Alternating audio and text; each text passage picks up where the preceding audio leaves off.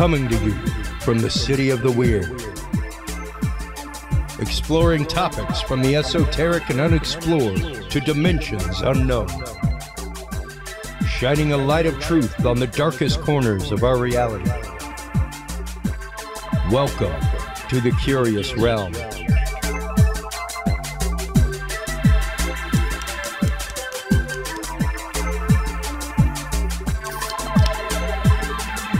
Well, hello everybody, and welcome back to our continuing coverage of the Fouke Monster Festival 2023. We are here live in Fouke, Arkansas. With us right now is the amazing artist and author, Saffron Cannon. She wrote the book Only 6 Feet Away, which is a children's book about Boggy Creek in Fouke, Arkansas, as well as Randy the Chicken Dog. And she's also, there it is, the amazing painter who painted the picture that I just got.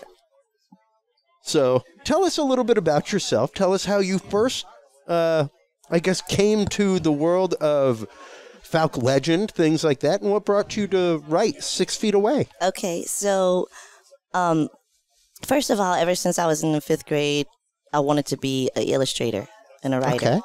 And I didn't follow that path because it's kind of a hard path to follow. It's convoluted. Yes.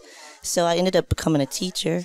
Okay. And I was a math teacher, a special ed teacher, and along the way I was drawn to art. I was an art teacher, and then I decided to start writing these books about, it's called My Small Town Adventure Series. Okay. It's about towns or places that I hold dear to my heart that not a lot of people know about. Yeah. And so this was the first one, but as far as this one, Only 6 Feet Away, my grandpa told it to his Legends of the Fouke Monster to my dad, and my dad told him to me. Oh, wow. And then I told him to my daughter, Juliet.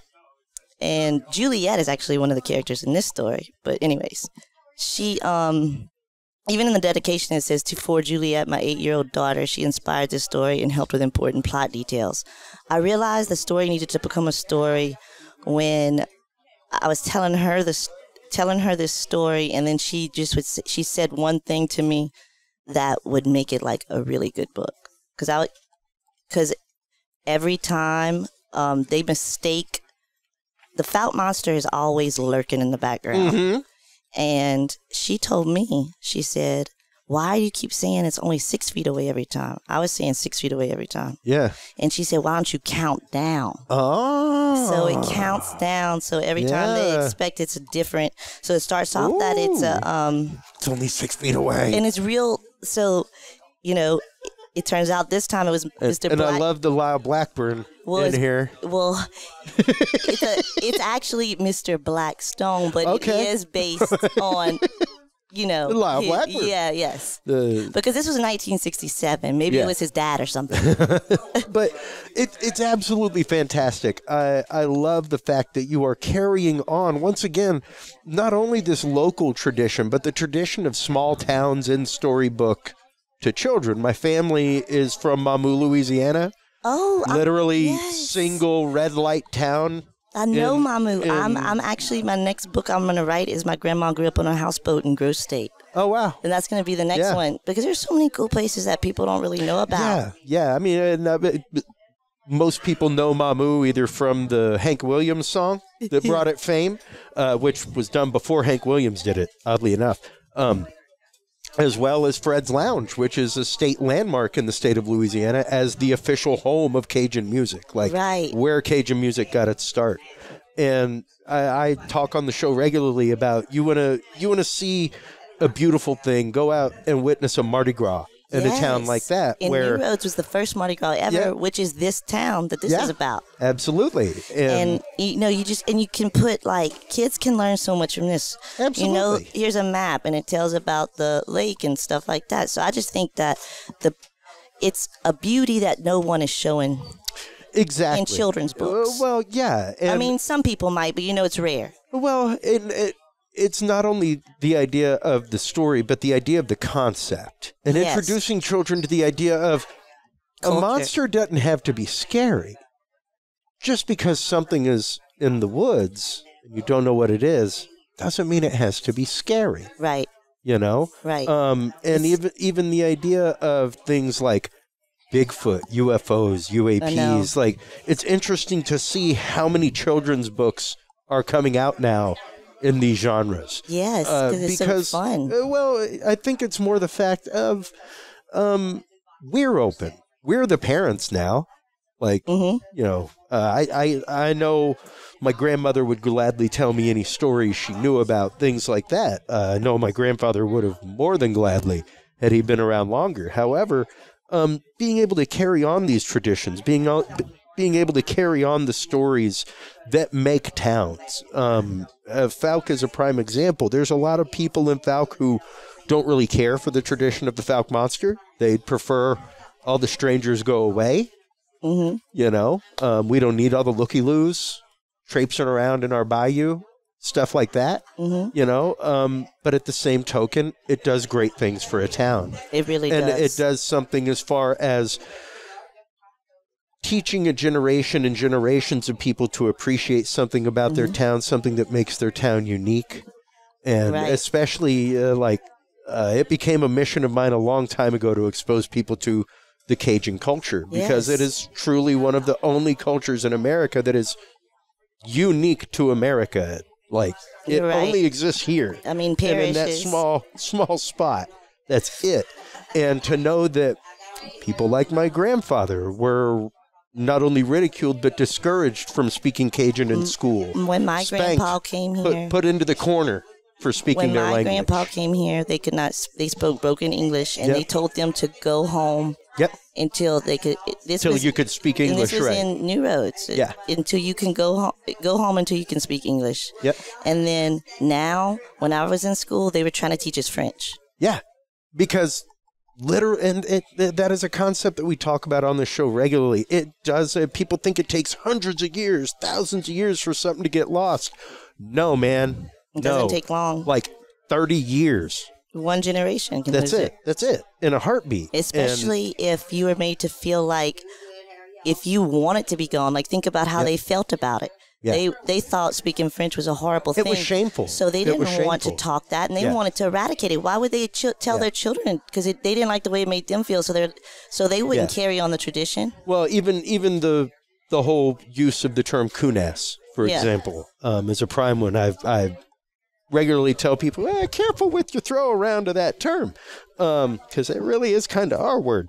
But it's also one of those, like, it's interesting to see the fact that, yes, a culture was driven down, like, and not that long ago. This wasn't like a few hundred years ago. This was like 1950, where kids were still put in the corner. One of my favorite pictures is the picture of the kid in the corner with the dunce hat in the Cajun school, because he was speaking French. He was speaking his native language, you know. And to think about that, and to think about the fact that a whole culture that is unique only to America and a language that is unique only to here is almost gone within an entire generation. And it shouldn't be. It's mind-blowing. It really is. So things like this keep that alive. Things like this help people appreciate. A legend is passed down through word of mouth. For generations. And then I just think it's important to keep them alive. Well, and that's just it. Bringing things like this that go from word of mouth, from as we see here. I mean, you can sit here in the hallway and hear stories on all sides from people's experiences. But at the same time, those are legend. And if they don't share them, then they don't move forward. And nobody else knows to be open to the experience. Yes, that's true. You know? And I think that's probably the most important thing here, is teaching the kids to be open to the experience. Teaching kids of 5, 6 years old not to be locked inside of a box in their mind or in how they think about something. And go on adventures. Yeah, exactly. And not being afraid to go on the adventures, despite the spooky swamp. Despite everything else, despite the big monster on top of the mark, you still go on the adventure. And that, I think, is so beautiful, so amazing. Let everybody know where they can go to get their copies of Only 6 Feet Away, as well as Randy the Chicken Dog, because I read both of these a while ago. Oh, you did? Well, I mean, it took me an hour or so, but This one's more for a I did older. read them, this though. one's more for an older audience, but you can still read it to a smaller child by telling them the story, shortening it, or it's of all ages, but it's older. This one, though, younger because it rhymes, and I think they can.